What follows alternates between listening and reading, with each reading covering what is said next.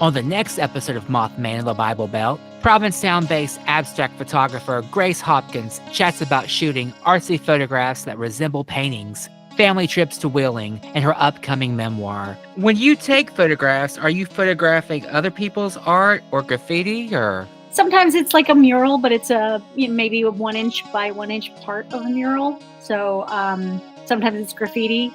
It's never enough to sort of see what it was. Hopkins delves into her life growing up with abstract painter and author father Bud Hopkins and famed art curator and critic mother April Kingsley. I definitely grew up amongst them and their friends and went to all the art openings with them. I went to my first art opening at 6 weeks. But when I was little, I would go to these art openings and I would play with my dolls in the window where the artwork is displayed, and people would be like, what is that, a sculpture? It's very strange. She also chimes in on modern art, her dad's work investigating alien abductions, and Carol Rainey.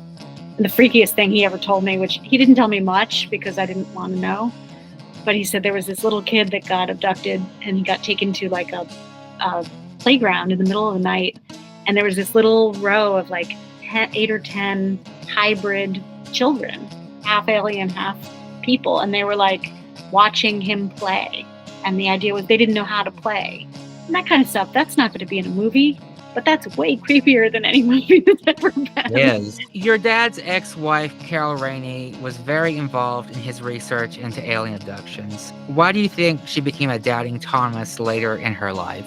About all that. He hated him. She was very angry that he left her. Join me, your host, Buck Fantastic, for an all-new exciting episode of Mothman in the Bible Belt, dropping Saturday, August 9th at 7 p.m.